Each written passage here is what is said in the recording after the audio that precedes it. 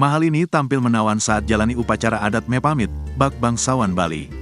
Hari ini menjadi momen bahagia bagi pasangan Mahalini dan Rizky Febian. Sebab, pada Minggu, tanggal 5 Mei tahun 2024, ini, Mahalini dan Rizky Febian menggelar upacara pernikahan secara adat di Bali. Penampilan Mahalini saat menjalani prosesi pernikahan adat Mepamit sukses menyita perhatian.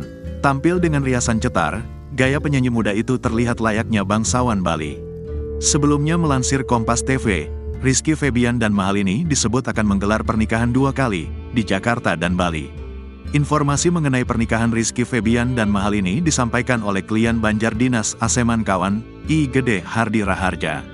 I Gede Hardi menyatakan bahwa acara pernikahan Mahalini dan Rizky Febian akan dilangsungkan pada tanggal 5 Mei tahun 2024. Selanjutnya, kata I Gede Hardi, prosesi ijab kabul akan dilaksanakan di Jakarta pada tanggal 8 Mei tahun 2024. Penampilan Mahalini di hari pernikahan pun diungkap makeup artis Rossi Pramita. Melalui Instagram, ia mengunggah foto Mahalini yang sudah dirias dan memakai mahkota khas pengantin Bali. Dalam foto pertama, terlihat Mahalini tampil glamor dengan mahkota dan kebaya aksen emas. Ia juga terlihat mengenakan giwang berbentuk bunga. Untuk riasan makeup, Mahalini tampil bold namun dengan kombinasi warna natural. Matanya dirias gaya smoky dengan bulu mata cetar. Blush on dipilih warna peach sementara lipstiknya oranye kecoklatan gaya glossy.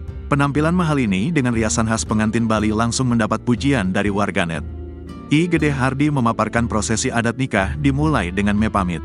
Dalam konsep pernikahan adat Bali, upacara Mepamit juga dikenal dengan upacara Mejauman atau upacara Metipat Bantal.